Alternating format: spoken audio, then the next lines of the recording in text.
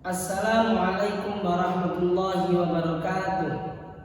Kali ini saya Abada Basit Kafi Zidan dari Prodi Ilmu Al-Quran dan Tafsir A akan mempresentasikan hasil pemahaman saya terkait Al-Quran sebagai kemukjizatan terbesar. Sebagaimana yang diketahui, telah banyak pendapat Ahlul Quran tentang arti Al-Quran. Secara umum dapat diketahui bahwa Quran adalah kalam Allah yang menjadi mukjizat yang diturunkan kepada Nabi Muhammad SAW dengan lafaz dan maknanya dengan perantaraan malaikat Jibril yang tertulis di dalam mushaf yang disampaikan secara mutawatir, dimulai dengan surat Al-Fatihah dan diakhiri dengan surat An-Nas. Al-Quran ialah salah satu kemukjizatan Allah Subhanahu wa Ta'ala yang diberikan kepada Nabi Muhammad SAW, juga merupakan mukjizat terbesar di antara mukjizat-mukjizat lain yang diberikan kepadanya. Bersifat rasional, kekal sepanjang masa, dan juga universal. Mari kita bahas terlebih dahulu terkait apa itu mukjizat. Dalam ensiklopedia Islam disebutkan bahwa mukjizat ialah membuat sesuatu menjadi tidak mampu atau sesuatu yang luar biasa di mana manusia tidak mampu mendatangkan hal yang serupa. Pemberian mukjizat itu bertujuan untuk membuktikan kenabian seorang nabi, kerasulan seorang rasul. Keluar biasa tersebut mendapat tantangan, namun tidak ada yang mampu mengalahkan. Dalam Quran surat Al-Baqarah ayat 23-24 tertulis, Bismillahirrahmanirrahim. Wa in kuntum fi raibin mimma nazzalna ala 'abdina fa'tu bi suratin min mithlihi wad'u syuhada'akum min dunillahi in kuntum shadiqin. Al-ayat.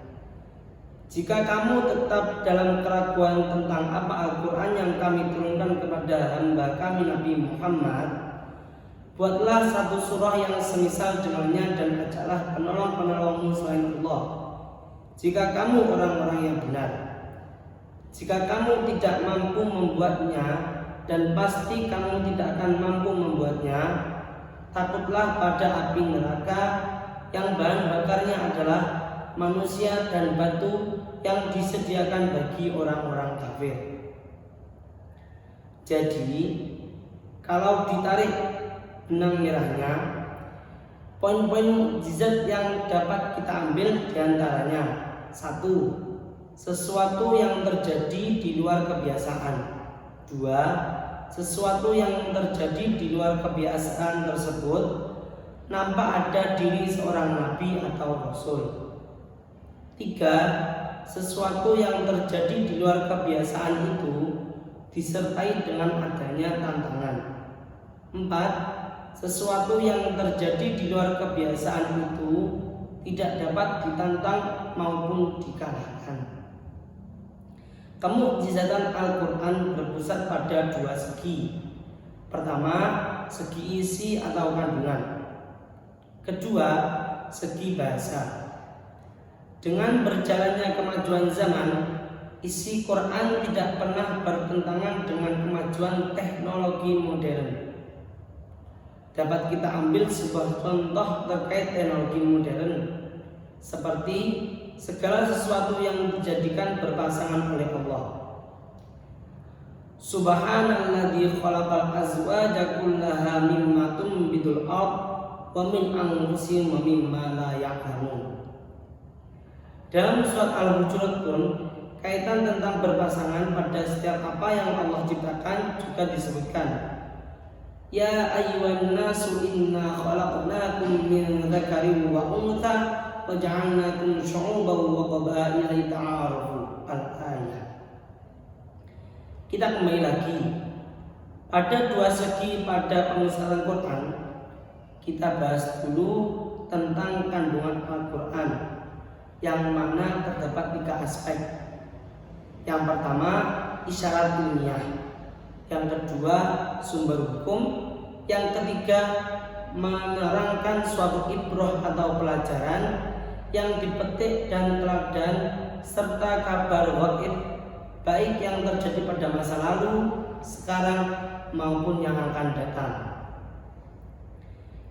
Keilmian Al-Quran, mari kita bahas lebih lanjut. Kita tahu bahwa minuman keras dalam Al-Quran disebut dengan kata khamr. Ia memiliki sifat memabukkan.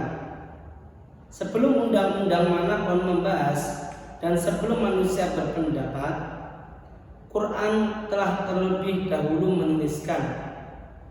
Ini bukti bahwa Quran menuliskan pengetahuan terhadap suatu zat. Misalnya, tidak pernah salah dan menyimpang dengan kenyataan yang terjadi. Mari kita uraikan tentang keilmuan Al-Quran kembali, agar semakin yakin kita tentang Al-Quran yang tidak selaras dengan fakta kehidupan. Menurut Profesor Tabarrok dalam kitabnya Ruhuddin Al-Islami, menguraikan salah satu keilmuan isi Al-Quran. Satu diantaranya ialah tentang berkurangnya oksigen, bahwa manusia yang berada dalam ketinggian tertentu akan mengalami kekurangan oksigen. Dalam konteks pesawat terbang, para kru akan memberitahu penumpang untuk mengenakan oksigen buatan ketika berada pada ketinggian tertentu tersebut. Nah, Al-Quran menuliskan terkait hal ini. Faman yuridillahu ayyahdiyahu yashrah sadrahu lil Islam, wa man yurid ayyudillahu yaj'al sadrahu dayiqan harajan ka'annama yas'adu fis sama'. Kadzalika yaj'alullahu rijsa 'alal ladzina la yu'minun. Al-ayat. Menurut ilmuwan terdahulu, bahwa orang yang sedang berusaha naik ke langit akan seperti orang yang berusaha mengerjakan suatu hal yang mustahil. Terbukti dalam ayat tadi diibaratkan seperti dada terasa sesak atau sempit. Terkait fungsi dan kedudukan Al-Quran dibanding dengan kitab sebelumnya, Quran mencakup seluruh wahyu yang disampaikan pada nabi yang terdahulu, baik berupa petunjuk pendidikan, pengajaran budi pekerti, dan undang-undang. Kita ketahui pokok-pokok ajaran yang terkandung dalam Al-Quran.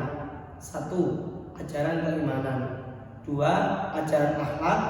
3. Ajaran tentang hukum yang berkaitan dengan hidup masyarakat di dunia.